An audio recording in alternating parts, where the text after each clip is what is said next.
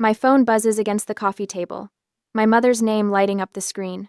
2 weeks before my wedding, Evelyn Mercer hasn't missed a day calling with some new emergency that needs my immediate attention.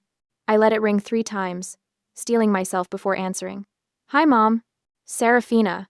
Her voice comes through with that artificial brightness that always precedes a demand. "You need to come over right away. Your sister needs to talk to you about something important for the wedding." My stomach tightens. Can't she just call me? I have final dress alterations in 2 hours.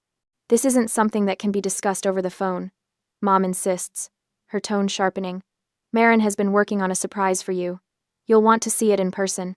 I close my eyes, imagining the half-dozen surprises from my sister that have ended with me smiling through gritted teeth, but it's easier to give in than fight. Fine, I'll be there in 30 minutes. The drive to my parents' home takes me through familiar Portland suburbs, rain streaking the windshield. I rehearse polite responses to whatever Marin has planned. Troy's voice echoes in my head. "You don't have to say yes to everything, Sierra." I pull into the driveway, noting my father's car is home too unusual for a Tuesday morning. The knot in my stomach tightens. Mom opens the door before I knock, practically vibrating with excitement. Perfect timing. "Come in, come in." The house smells like chocolate cake. Marin's favorite, not mine. Some things never change. "Where's Marin?" I ask, following Mom through the hallway toward the living room. "Just wait," Mom says, her voice hushed with anticipation. "Close your eyes." I don't. Instead, I step into the living room and freeze. Marin stands on a small footstool in front of the mirror, wearing a floor-length white gown with delicate beading and a sweetheart neckline. Not a bridesmaid dress, a wedding dress. My mother beams with pride. "Doesn't your sister look beautiful? This is perfect for leading you down the aisle." The room tilts slightly. Leading me down the aisle? Marin turns, her lips curving in that familiar smile, the one that says she's won something I didn't know we were competing for. Surprise. I don't understand. My voice sounds distant, even to me.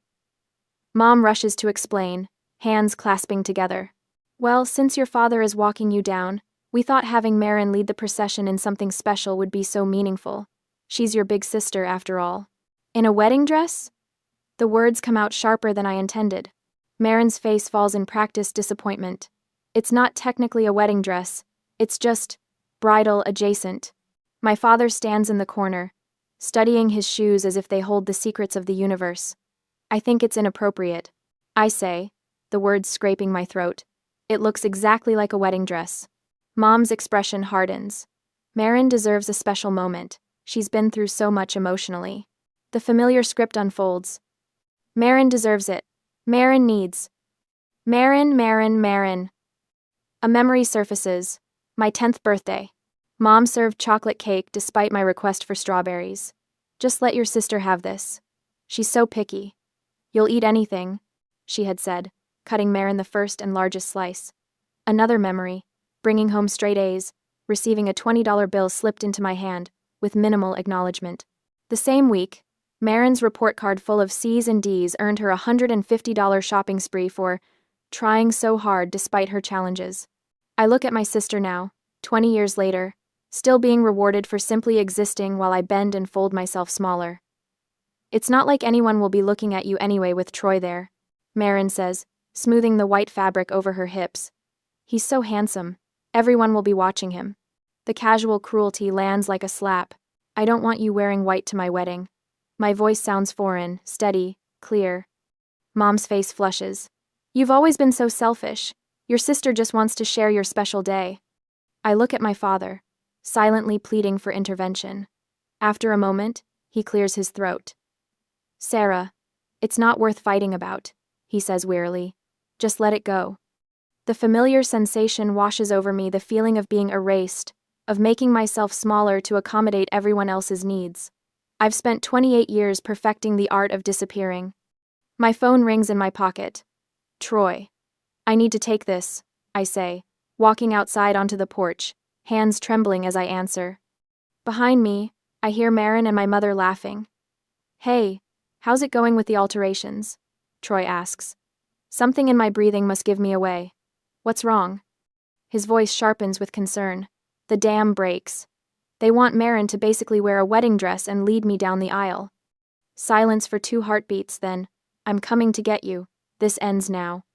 No questions. No suggestions to compromise. No reminder that family is complicated. Just immediate, unwavering support. I realize this is the first time someone has stood up for me without hesitation.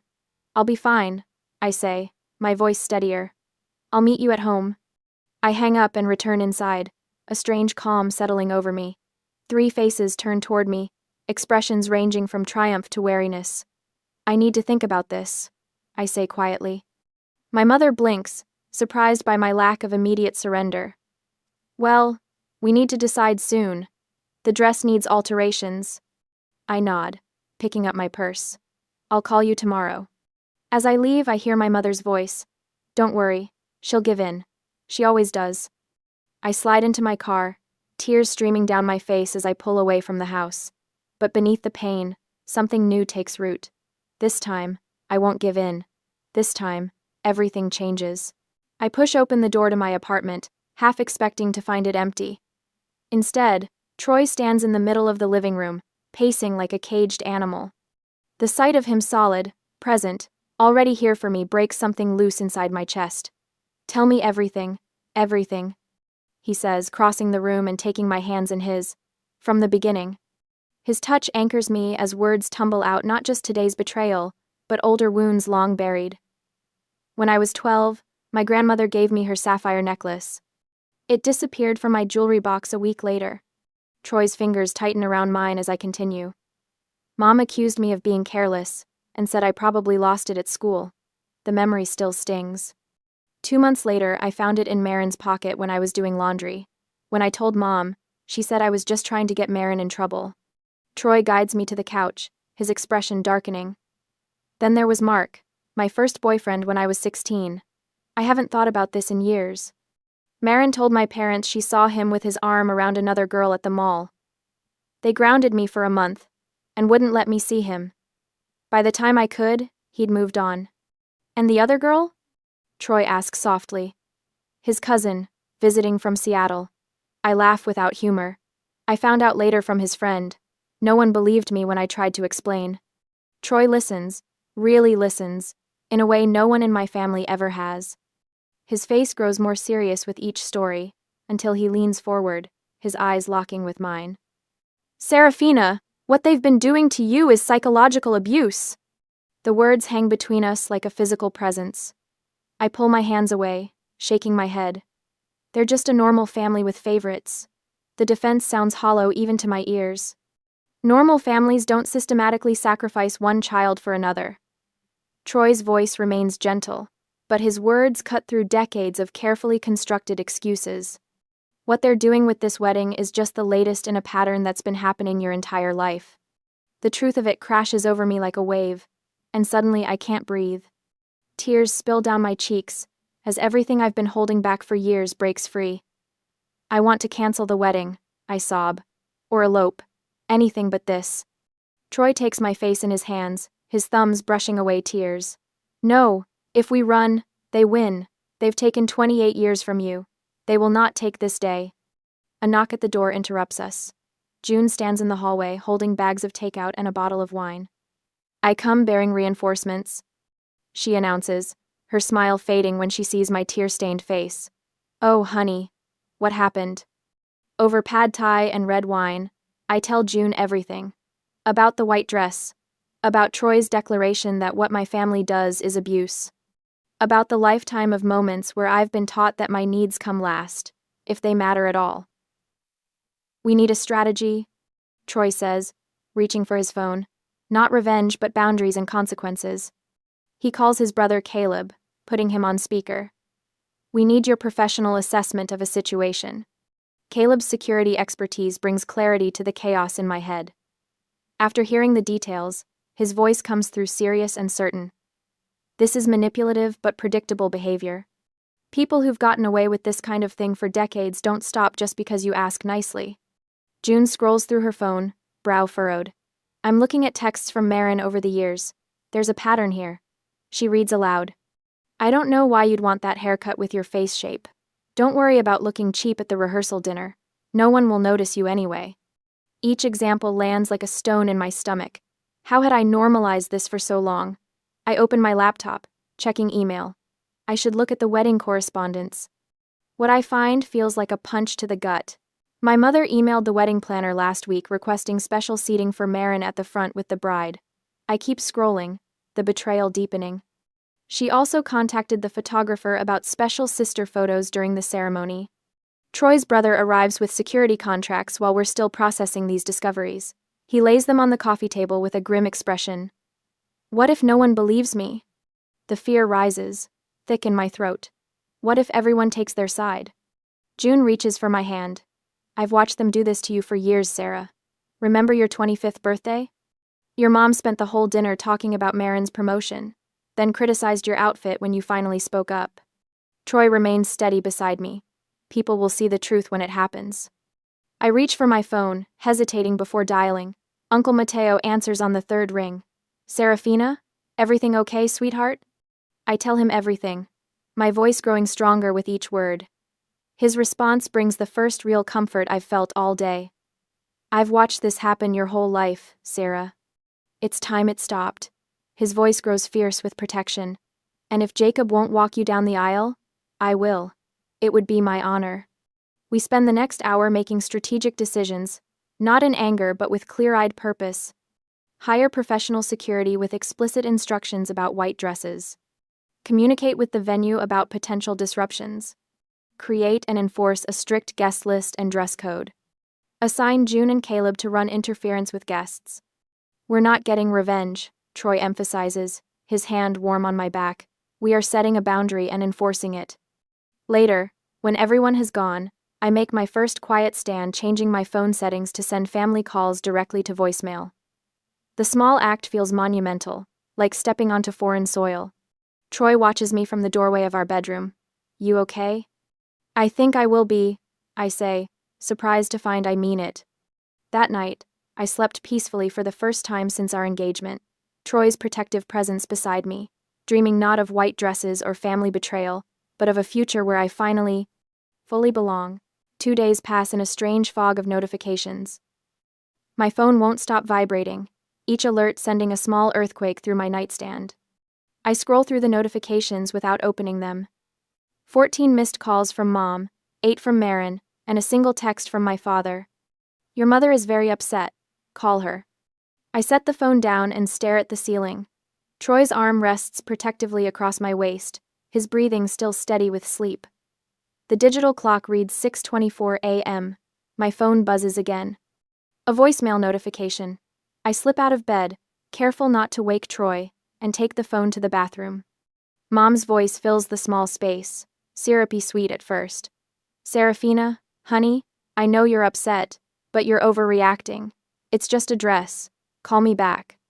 I played the next one, recorded 3 hours later. This silent treatment is childish. We're trying to make your wedding special. And the next, from yesterday evening, the sweetness evaporated completely. You're ruining your relationship with your sister over nothing. After everything we've done for you. I delete the rest without listening and open Marin's latest text. I just wanted to be part of your special day. Why are you being so cruel? The familiar guilt rises like bile, but something else rises with it now, anger, sharp and clarifying. A knock at the bathroom door makes me jump. Are you okay in there? Troy asks. I open the door. My family's been busy. He takes the phone from my hand, scans the messages, his jaw tightening. Your cousin Diane called last night while you were in the shower. I forgot to tell you. What did she want? To warn you. Apparently your mother is telling everyone you're having some kind of nervous breakdown. The room seems to tilt slightly. I grip the edge of the sink. Of course she is. Troy sets the phone down. We're meeting the venue coordinator at 10. Want breakfast first? I nod, grateful for his calm practicality, for how he doesn't ask if I want to call them back or suggest I'm overreacting. For the first time in my life, someone believes my experience without question. Later that day, the venue is even more beautiful in daylight. A converted garden estate with climbing roses and a view of Mount Hood in the distance. The coordinator, a woman in her 50s named Brenda, greets us with a firm handshake.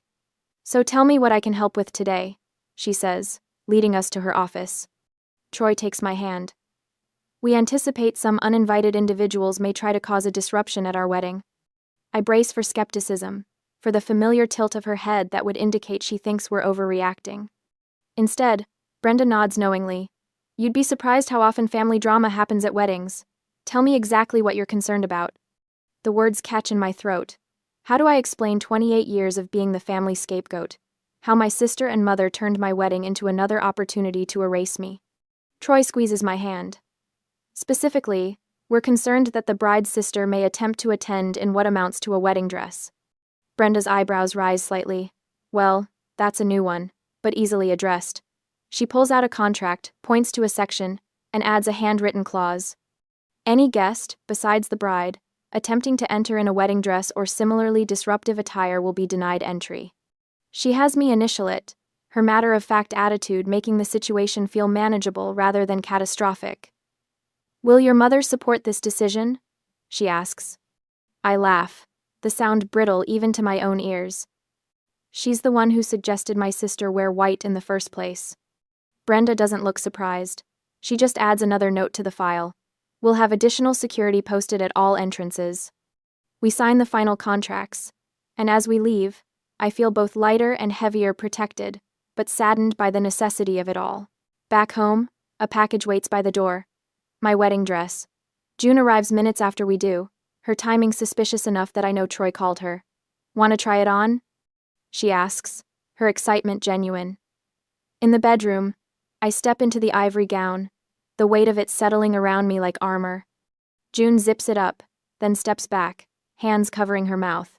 Oh, Sarah. Is it okay? I smooth the fabric, suddenly unsure. Tears well in June's eyes. You deserve this moment, Sarah. All of it. A sharp knock at the front door interrupts us. June helps me out of the dress, hanging it carefully in the closet. In the living room, Troy stands frozen, his expression warning me before I see them. My mother and Marin, uninvited and unannounced in my apartment. We're worried about you, honey, Mom says, her concern as authentic as cubic zirconia. You're not answering our calls. Marin stands slightly behind her, eyes red and puffy. I just wanted to be there for my little sister. I feel something shift inside me, like tectonic plates rearranging after decades of pressure. I stand straighter. I've made my decision. Marin will not be wearing white to my wedding. My mother's face changes, concern melting into something harder, more honest. After everything we've done for you? This is how you repay us? The front door opens again, and Troy steps in, stopping when he sees the scene. He moves silently behind me, not touching me but close enough that I feel his presence. My mother turns to him, softening her expression. You know how emotional brides get. Surely you understand.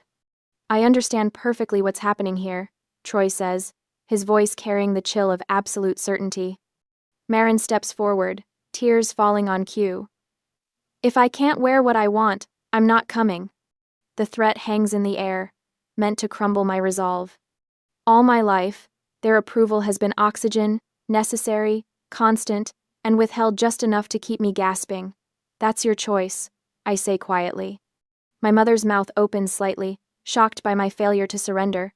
She recovers quickly, gathering her purse with sharp, angry movements. You'll regret this, she says, the words landing like a curse. When you've calmed down, call us. They leave without another word, the door clicking shut behind them with surprising softness. Troy pulls me into his arms as the tears come, releasing years of accumulated grief. Later that evening, my phone rings my father's number.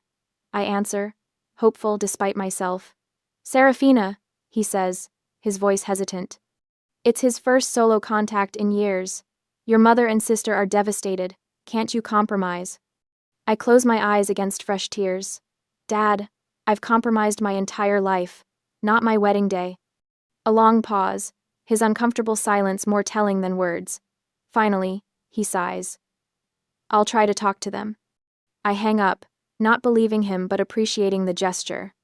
Troy pulls me close as I cry again, mourning the father I thought I had. The hardest part about setting boundaries, he whispers, is watching people prove why you needed them. Days pass in a blur of wedding preparations. Troy adds Caleb and June to all planning meetings, now witnesses to every decision, every contract signed. Then, 3 days before the wedding, a text from my father appears.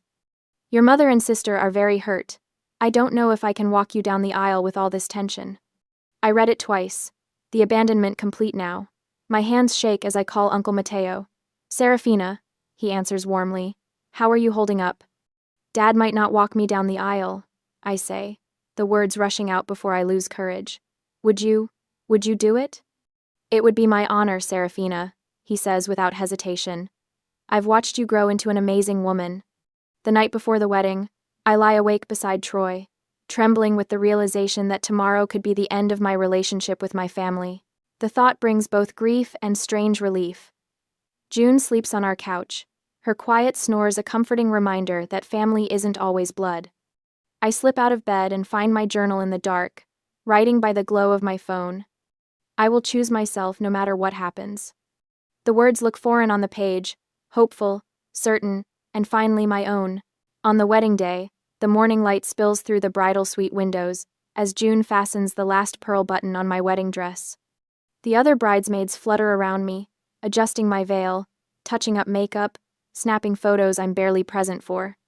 My phone buzzes with another text from Troy. Security confirms all systems go. Everyone has clear instructions. You just focus on being the bride. I exhale slowly, smoothing imaginary wrinkles from the satin bodice. A text from Caleb follows. Guards at every entrance. Nobody gets past us without proper attire. Uncle Mateo's message arrives next. Ready when you are, sweetheart. You look beautiful. June catches me staring at the phone. Everything okay? Fine, I lied, setting it face down on the vanity. Just wedding day jitters. We rode to the venue in comfortable silence. June holds my hand, giving it occasional squeezes when my breathing catches. The garden comes into view, lush greenery surrounding 120 white chairs, arranged in neat rows, an arch of blush roses marking the spot where Troy and I will become husband and wife. My chest tightens at the beauty of it all. As we slip in through the back entrance, I spot Uncle Mateo waiting in the hallway. His charcoal suit perfectly pressed, a white rose pinned to his lapel. When he sees me, his eyes fill with tears. You are a vision, he whispers, keeping a respectful distance to avoid disturbing my dress. I scan the area behind him. Any sign of my parents? Or Marin? Mateo's expression softens. Not yet, sweetheart. A security guard approaches, clipboard in hand. Miss Mercer, all guests are being checked at the entrance. Everything's proceeding normally. I nod my thanks as June ushers me into the small anteroom, where I'll wait until the ceremony begins. She fusses with my veil one last time, adjusting the delicate lace around my shoulders. Perfect, she declares, stepping back to admire her work. The bridesmaids file out to take their positions, leaving me alone with my thoughts. I stand before the full-length mirror, barely recognizing the woman staring back. Calm exterior, inner turmoil. 28 years of making myself small, of second-guessing my worth, culminating in this moment. The irony doesn't escape me. I'm not nervous about marrying Troy. I'm grieving the family that should be supporting me but chose to weaponize what should be my happiest day. My phone rings, shattering the silence. Dad. My hand trembles as I answer. Dad? Seraphina. His voice was tight with urgency. You need to come to the main entrance right now and handle this. My stomach drops. Handle what? Marin is wearing a white dress, and these men won't let her in.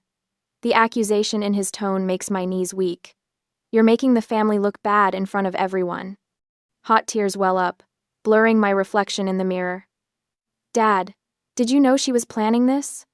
His silence stretches between us, damning in its length. Then, defensive. It's just a dress, Seraphina. Something breaks inside me, the final thread of hope that my father might, just once, choose me. Goodbye, Dad. I end the call, my hands shaking so violently I almost drop the phone. June rushes in. Everything okay? You're as pale as your dress. I look at her, this friend who has witnessed years of my family's manipulation, who stood by me when Troy helped me see the truth. I'm ready to walk in. Alone. Her eyes widened. Are you sure? Completely. I turn toward the closed doors. Signal the musicians to start. The first notes of Canon in D filter through as June slips out. I stand tall, shoulders back, chin lifted. For the first time in my life, I feel the rightness of choosing myself. The doors swing open. 120 faces turn toward me. I take my first step into the aisle, eyes fixed on Troy waiting at the altar, his smile radiating such love it nearly buckles my knees. Suddenly, a scream cuts through the music. Marin's voice, unmistakable in its fury. The music falters. Every head swivels toward the commotion at the main entrance, visible through the open doorway behind me. I freeze mid-step, bringing one hand to my mouth in what appears to be shock. Through the doorway, guests have a perfect view of Marin, in a pristine white wedding gown that rivals my own, flanked by two suited security guards physically blocking her entrance. My mother stands beside her, face contorted in rage, while my father hovers helplessly behind them. Whispers ripple through the crowd. Is that her sister? In a wedding dress? One of the security guards speaks with practiced calm. This person is violating the dress code and is not permitted entry. My mother's voice carries through the garden. We already told the bride. The words hang in the air, an inadvertent confession. Troy and Caleb stride past me toward the commotion. June rushes to my side, slipping an arm around my waist. Those people are trespassers, Troy confirms to security. Please escort them out. Uncle Mateo steps into the aisle then, walking slowly toward me. Without a word, he offers his arm, his eyes kind but determined. Let me walk you to your future, he says softly, like the daughter I always wanted. Around us, guests' expressions transform from confusion to understanding to disgust as the scene's implications become clear. Real tears stream down my face now, not from grief but from the relief of truth finally exposed. I take Mateo's arm, continuing my journey to the altar with my head high. Troy returns to his place, reaching for my hands and squeezing them reassuringly. He leans toward the microphone. We apologize for the disruption. The ceremony will continue as planned. The officiant clears his throat in the heavy silence. As we exchange vows, my voice grows stronger with each promise. When Troy kisses me, the room erupts in thunderous applause not just for our union, but in solidarity against what they've witnessed. Hand in hand, we walk back down the aisle as husband and wife. I notice the conspicuous emptiness where my family should be standing. Troy leans close, his lips brushing my ear. It's our day now, just like we planned. And for the first time since this ordeal began, I smile without reservation, stepping into the sunlight of my new life. The reception hall glowed with amber light, strings of delicate bulbs crisscrossing overhead like stars brought down to earth. Seraphina's hand trembled slightly in Troy's as they entered to applause. The moment should have been pure celebration, but the weight of what had transpired hung in the air, an unspoken conversation rippling through the room. A woman Seraphina recognized as Troy's mother's friend approached first, squeezing her hand. I had no idea what your family was like, she whispered, her eyes soft with concern. You handled that with such grace. Others followed, offering similar sentiments as they moved through the reception line, each comment lodged in Seraphina's chest validation after years of silence. From across the room, Caleb intercepted an elderly couple clearly burning with curiosity. His voice carried just enough for Seraphina to catch. Just a family disagreement about appropriate wedding attire, nothing that should overshadow the celebration. June stationed herself nearby, deflecting whenever conversation veered toward the ceremony's disruption. Today is about Seraphina and Troy, not family drama. Her words formed a protective barrier, allowing Seraphina moments to breathe. Troy never left her side. When a cluster of guests approached, his arm slipped around her waist, a physical shield against intrusive questions. His thumb traced small circles against the small of her back, a silent reminder that she wasn't alone. Uncle Mateo moved easily among Troy's relatives, his genuine warmth bridging what could have been an awkward divide. Within an hour, he and Troy's father were exchanging fishing stories as if they'd known each other for years. When time came for toasts, Mateo stood, crystal glass catching the light. To finding the family you need, he said, eyes finding Seraphina's across the room, whether by blood or by choice. The words washed over her like absolution. Throughout dinner, June kept Seraphina's phone in her clutch. Occasionally she'd glance at the screen, her expression carefully neutral. Your mother has called 17 times, she reported during a quiet moment. Your sister 12. Troy leaned close, his voice low. Do you want to know what they're saying? Seraphina looked around at the tables filled with people who had witnessed her family's true nature and still chosen to stay and celebrate. Not today, she decided. Today is ours. The band began playing their first dance song. Troy led her to the center of the floor, one hand steady at her waist. You okay? He murmured as they began to move. Getting there, she answered honestly. As the song ended, the bandleader announced the father-daughter dance. A collective intake of breath rippled through the room, guests who knew what had happened, bracing for another uncomfortable moment. Before hesitation could take root, Mateo appeared at her elbow. May I? He asked, extending his hand. They moved slowly to the music, Mateo leading with surprising grace for a man who claimed to have 2 left feet. Did I ever tell you about the science fair when you were 9? He asked, voice pitched for her ears alone. Your volcano erupted all over the judge's table.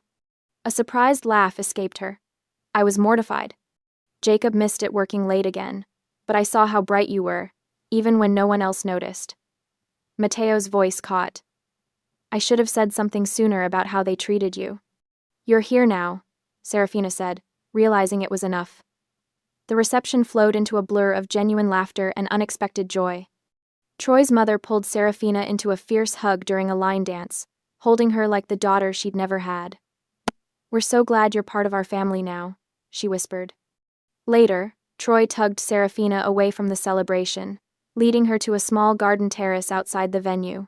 The night air cooled her flushed skin. Are you okay?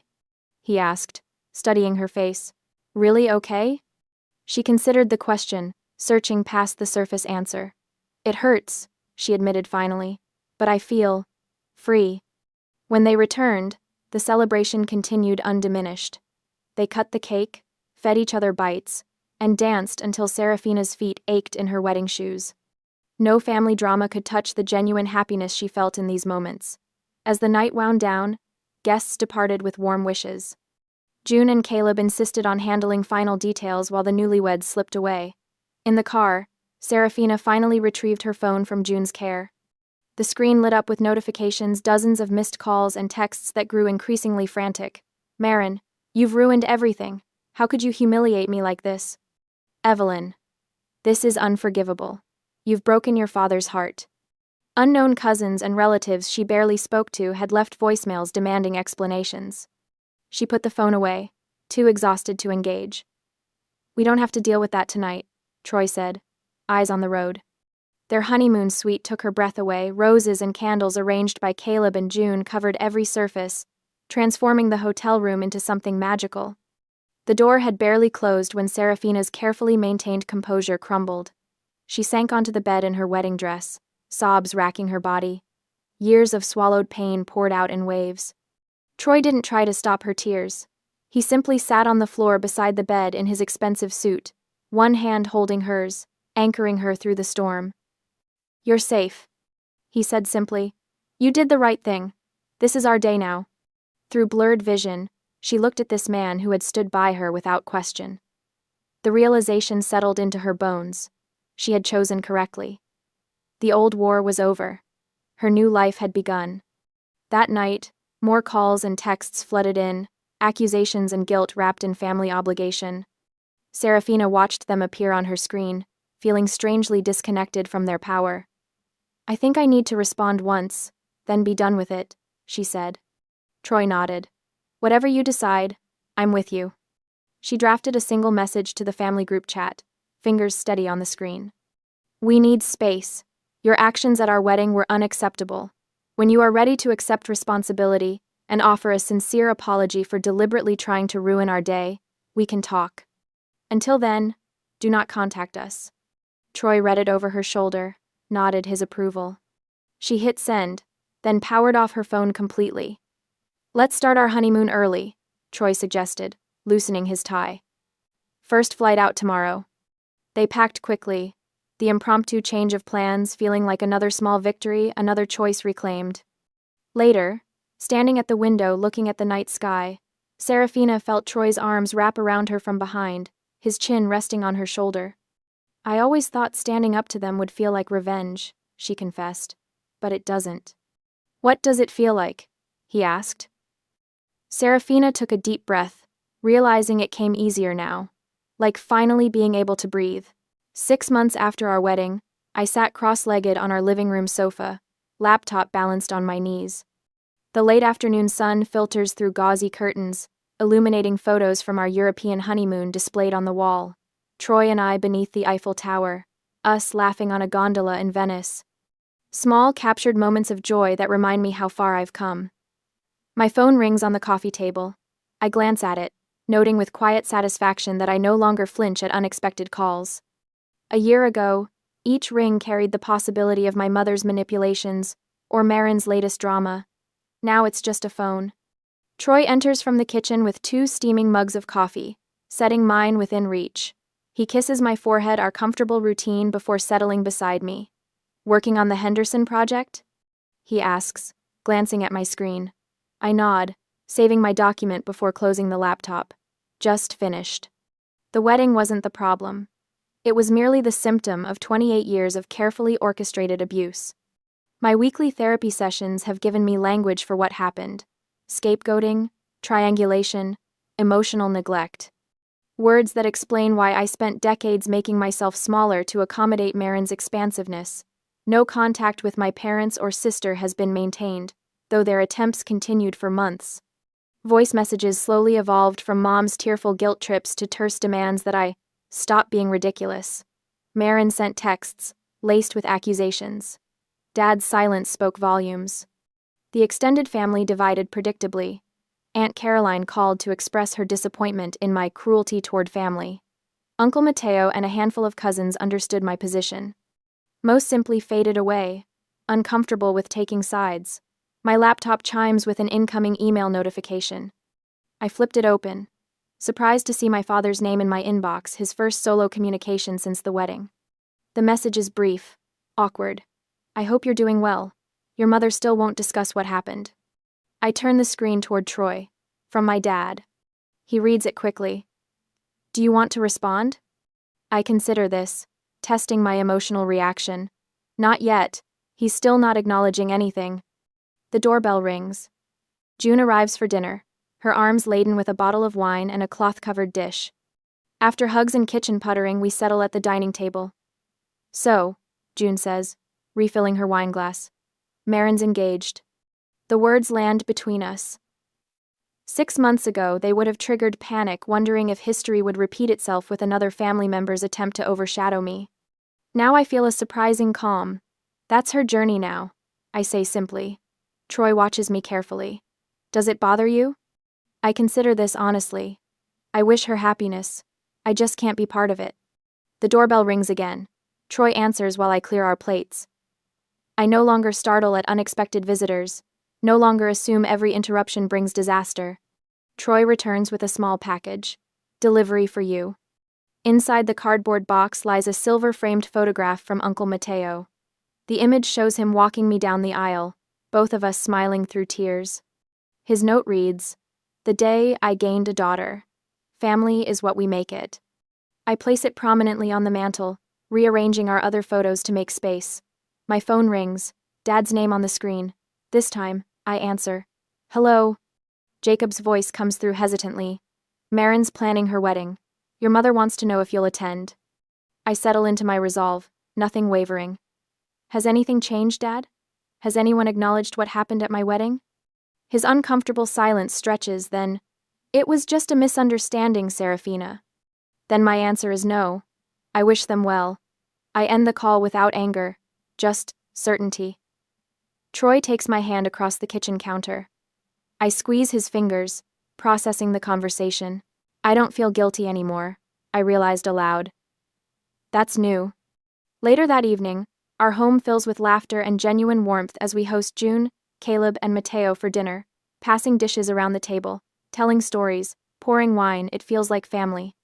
Catching my reflection in the window, I see a woman standing tall, no longer making herself small. Mateo raises his glass.